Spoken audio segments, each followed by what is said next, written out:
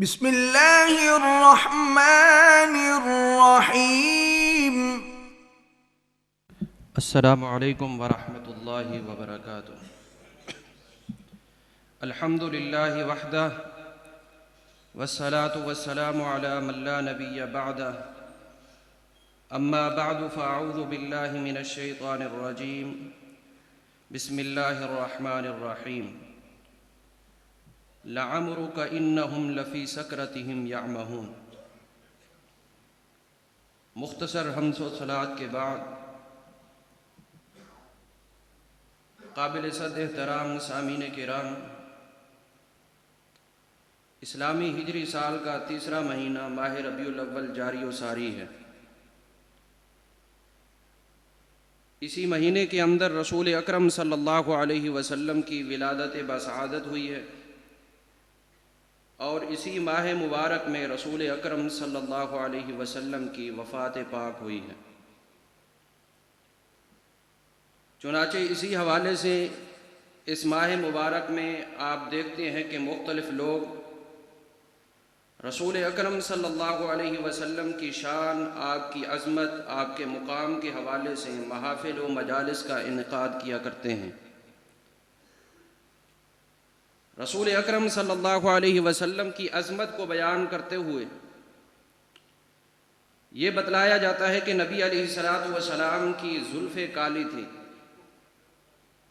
آپ صلی اللہ علیہ وسلم کے رخسار گلابی تھے، نبی علیہ السلام کے دانت بہت خوبصورت تھے، اللہ کے پیارے پیغمبر صلی اللہ علیہ وسلم والضحیٰ کے چہرے والے اور واللیل کی زلفوں والے تھے۔ حالانکہ یہ نبی علیہ السلام کی کما حقہ شان بیان نہیں ہوتی، آپ صلی اللہ علیہ وسلم کا مقام، آپ کی عظمت، آپ کی شان یہ ہے کہ آپ کی وہ خوبیاں بیان کی جائیں جو آپ کے علاوہ کسی نبی میں بھی موجود نہ ہوں، آپ کا ان اوصاف جمیلہ اور صفات حمیدہ کا ذکر کیا جائے جو آپ کے علاوہ جد الانبیاء اللہ کے خلیل پیغمبر ابراہیم علیہ السلام میں بھی موجود نہ ہوں۔ مثلا ہر نمازی، ہر روزہ دار، ہر ولی، ہر پیل، ہر نبی یہی چاہتا ہے کہ اللہ رب العالمین ہم سے راضی ہو جائے۔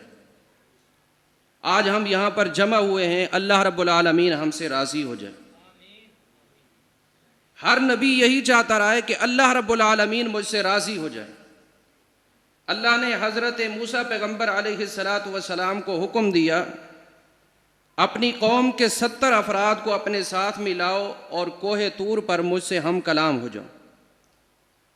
جب حضرت موسیٰ علیہ السلام کوہ طور کی طرف روانہ ہوئے، اپنی قوم کے افراد کی قیادت اور لیڈری کے لیے سیدنا ہارون علیہ السلام کو ذمہ داری دی کہ آپ قوم کے ان 70 افراد کو ساتھ لے کر پیچھے آتے جائیں، میں پہلے کوہ طور کی طرف جلدی جا رہا ہوں۔ کوہ طور کے اوپر حضرت موسیٰ علیہ السلام پہنچے۔ اللہ رب العالمین حضرت موسیٰ علیہ السلام سے کلام فرماتے ہیں۔ سب سے پہلا سوال اللہ نے یہ کیا، وَمَا عَجَلَكَ عَنْ قَوْمِكَ يَا مُوسَىٰ، اے موسیٰ علیہ السلام میرا حکم تو یہ تھا اپنی قوم کو ساتھ لے کر میرے پاس آنا ہے، جبکہ آپ آ گئے ہیں، آپ کے ساتھ قوم کے 70 افراد نظر نہیں آتے۔ حضرت موسیٰ علیہ السلام نے فرمایا، ہم اولائی علی اثری، میری قوم کے افراد پیچھے میرے پاس آ رہے ہیں۔ وَعَجِلْتُ إِلَيْكَ رَبِّ لِتَرْضَىٰ، اے اللہ میں دوڑتے ہوئے، بھاگتے ہوئے جلدی اس لیے آیا ہوں تاکہ تو مجھ سے راضی ہو جائے۔ ہر نبی یہی چاہتا ہے۔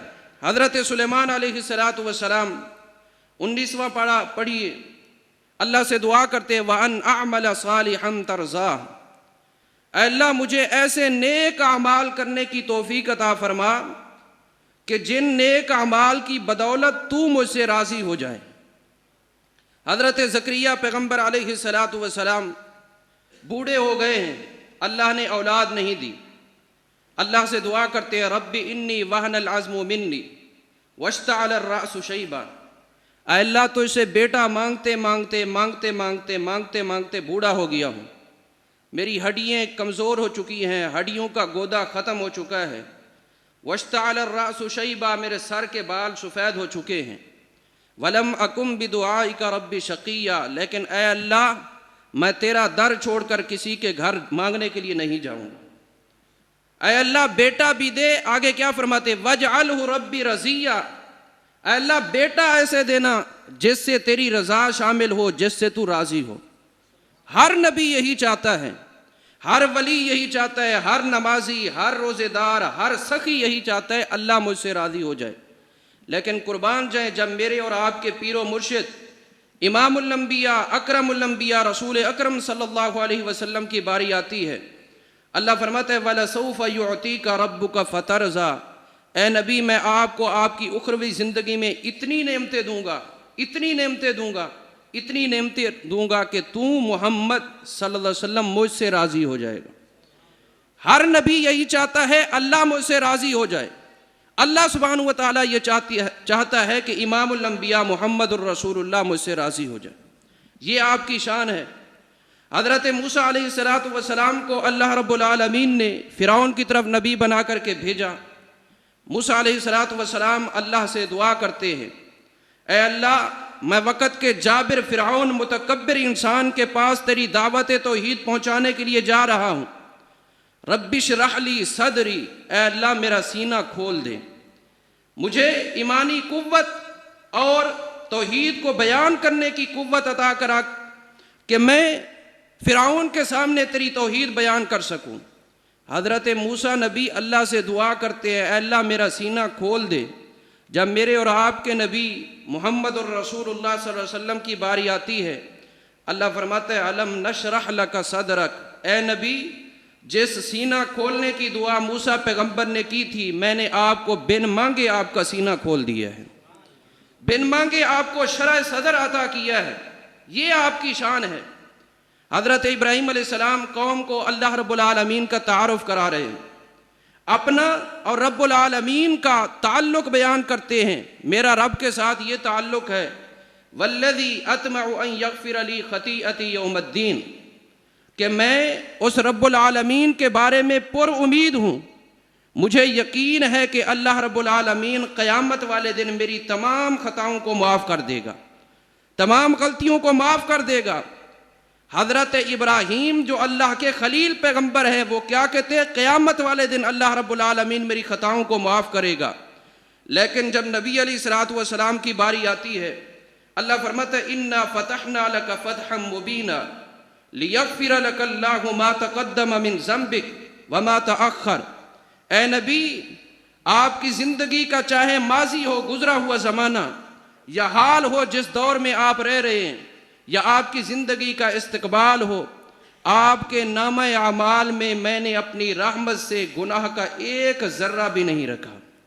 آپ کی تمام تر زندگی جو ہے وہ پاک باز ہیں، آپ بالکل صاف شفاف زندگی گزارنے والے ہیں۔ آپ کے کریکٹر کے اوپر گناہ کا ہونا دور کی بات ہے، گناہ کا تصور اور خیال بھی نہیں کیا جا سکتا۔ یہ نبی علیہ السلام کی شان ہے۔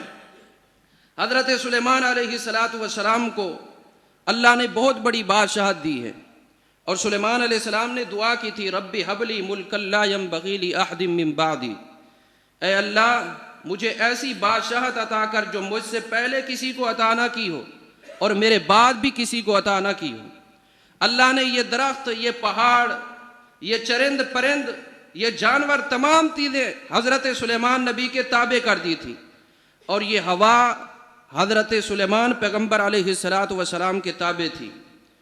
قرآن کہتے ہیں غدوها شہر و رواحها شہر۔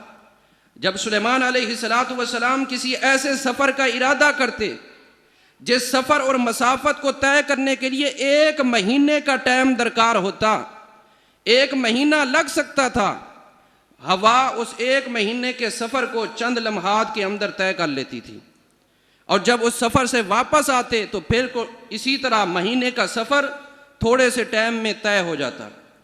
یہ سلیمان علیہ السلام کی شان ہے۔ لیکن جب نبی علیہ السلام کی باری آتی ہے، اللہ فرماتا ہے سبحان الذی اسری بعبدہ لیلا من المسجد الحرام الی المسجد الاقصی، واقعہ اسراء و معراج کے موقع پر اللہ رب العالمین نے نبی علیہ السلام کو بیت اللہ مکہ المکرمہ سے اٹھایا، مسجد اقصی بیت المقدس میں پہنچا دیا، پھر بیت المقدس سے پہلا آسمان، دوسرا آسمان، تیسرا آسمان، چوتھا آسمان، پانچواں، چھٹا، ساتواں، اس کے بعد سدرۃ المنتہا تک اللہ رب العالمین نبی علیہ السلام کو لے گیا۔ پتہ ہے یہ کتنا سفر بنتا ہے جو اللہ رب العالمین نے نبی علیہ السلام کی زندگی کی ایک پوری رات میں نہیں، لیلم، رات کے ایک حصے میں اللہ رب العالمین نے طے کرایا ہے۔ نبی علیہ السلام کا فرمان ہے مسند احمد میں، آپ نے فرمایا ما بین السماء الدنیا والارض خمس، یہ زمین اور اس کے اوپر جو آسمان دنیا ہے، یہ درمیان کا جو خلا ہے، یہ 500 سال کی مسافت ہے، 500 سال کا سفر ہے۔ وَبَيْنَ كُلِّ سَمَاءٍ وَسَمَاءٍ 500 عَامٍ، ہر دو آسمان کے درمیان جو مسافت ہے، جو سفر ہے، 500 سال کا سفر ہے۔ وَقِثَفُ كُلِّ سَمَاءٍ، اور ہر آسمان کی موٹائی بھی 500 سال ہے۔ جب اس سارے سفر کو آپ جمع کریں گے، پتہ یہ چلے گا کہ اگر اللہ رب العالمین کسی شخص کو 10,000 سال بھی زندگی دے دے، 10,000 سال وہ مسلسل یہ سفر کرتا رہے، وہ یہ سفر نہیں کر سکتا جو سفر اللہ نے اپنے پیارے پیغمبر میرے اور آپ کے محبوب نبی کریم صلی اللہ علیہ وسلم کو رات کے ایک حصے میں کرایا ہے۔ لیکن اس شان کا تقاضا یہ ہے کہ اللہ کے پیارے پیغمبر صلی اللہ علیہ وسلم کی اتباع کی جائے، آپ کی اطاعت و فرما برداری کی جائے، آپ کی ہر بات کو حرف آخر مانا جائے، آپ کی حدیث، آپ کا فرمان عقل قبول کرے یا نہ کرے تب بھی ماننا چاہیے، عقل قبول کرے تب بھی ماننا چاہیے۔ اگر ہم نے نبی علیہ السلام کی ہر حدیث کو چاہے عقل قبول کرے یا نہ کرے مان لیا تو ایمان ہے، وگرنہ کوئی ایمان نہیں۔ ایک حدیث سناتا ہوں، بات کو ختم کرتا ہوں۔ صحیح بخاری کی حدیث ہے، رسول اکرم صلی اللہ علیہ وسلم کے صحابہ کرام کی یوں مجلس لگی ہوئی تھی۔ نبی علیہ السلام نے فرمایا، میرے صحابہ، بین رجل یسوق بقرۃ اذ رکبھا، بنی اسرائیل کا ایک آدمی بیل کو ہانکے ہوئے لے کر جا رہا تھا، بیل کو پیچھے سے چلا رہا تھا۔ یہ بندہ جو بیل کو لے کر جا رہا تھا چلتے چلتے تھک گیا، اذ رکبھا، یہ بیل کے اوپر سوار ہو گیا۔ جیسے یہ بیل کے اوپر سوار ہوا، اللہ رب العالمین نے بیل کو قوت گویائی دی، بولنے کی طاقت دی۔ بیل بولا اور کہنے لگا، انا لم نخلق لہذا انما خلقنا للحرث، اے اللہ کے بندے، تو میری پیٹھ کے اوپر، میری پشت کے اوپر بیٹھ کر سواری کر رہا ہے۔ اللہ رب العالمین نے تو ہمیں کھیتی باڑی کے لیے پیدا کیا ہے، اللہ نے ہمیں سواری کے لیے پیدا نہیں کیا۔ یہاں پر ایک بات بھی یاد کرنی چاہیے کہ بیل کو، جانور کو، آپ کی اور میری زبان میں کہوں ڈاند کو پتہ ہے کہ میں کو اللہ رب العالمین نے کی واسطے پیدا کی تے، انسان اگر اپنی زندگی دا مقصد بول ونجے تے ڈاند تو بھی بدتر ہے۔ اس لیے اللہ رب العالمین فرماتا ہے، اولئک کالانعام بل ہم اضل، جو لوگ اللہ کی بندگی، اللہ کی عبادت، نماز، روزہ، حج، زکوٰۃ چھوڑ دیتے ہیں، یہ جانور نہیں ہے بلکہ جانوروں سے بھی بدتر ہے۔ بیل بول پڑا، کہنے لگا، اللہ کے بندے، اللہ نے ہمیں سواری کے لیے پیدا نہیں کیا، اللہ نے ہمیں کھیتی باڑی کے لیے پیدا کیا ہے۔ جب نبی علیہ السلام نے یہ بات بیان فرمائی، صحابہ کرام کہنے لگے، سبحان اللہ بقرۃ تکلم، سبحان اللہ، اللہ پاک ہے، ایک بیل بھی بات کر رہا ہے، ایک بیل کو اللہ رب العالمین نے بولنے کی طاقت دی ہے۔ نبی علیہ السلام نے پوچھا، کیا آپ کا بیل کے بولنے پر یقین نہیں ہے؟ فرماتے ہیں اللہ کے نبی صلی اللہ علیہ وسلم، بیل کے بولنے پر یقین ہو یا نہ ہو، جب آپ کی زبان نبوت سے یہ جملہ آ گیا کہ بیل بول سکتا ہے، یہ آسمان گر سکتا ہے، زمین پھٹ سکتی ہے، لیکن آپ کی زبان نبوت سے کبھی جھوٹ نہیں نکل سکتا۔ یہ نبی علیہ السلام کی شان ہے کہ آپ کی بات عقل کے مطابق نہ بھی ہو تب بھی صحابہ کرام کے ایمان نے قبول کیا۔ نبی علیہ السلام نے فرمایا، میرے صحابہ، فإنی أؤمن بذلک انا وابو بکر وعمر، یہ جو بیل کے بولنے والی بات میں نے آپ کو بتائی ہے، اس پر میرا بھی ایمان ہے، ابو بکر کا بھی ایمان ہے، اور حضرت عمر رضی اللہ تعالی عنہ کا بھی یقین ہے۔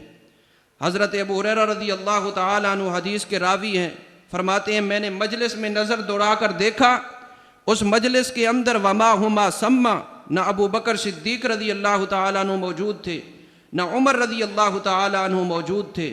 یہ وہ صحابہ کرام ہیں جو نبی علیہ السلام کی بات پر اتنا یقین رکھتے تھے کہ ان کی غیر حاضری اور عدم موجودگی میں اللہ کے نبی صلی اللہ علیہ وسلم فرما رہے ہیں ابو بکر و عمر کا اس بات پر یقین ہے۔ اللہ رب العالمین ہمیں بھی اسی طرح نبی علیہ السلام کی احادیث پر یقین رکھنے کی توفیق دے۔ اللہ رب العالمین ہمیں اسی طرح اپنی زندگی کے مقصد کو سمجھنے کی توفیق دے جس طرح بیل کو بھی اپنی زندگی کے مقصد کا پتہ ہے۔ وآخر دعوایا ان الحمد للہ رب العالمین۔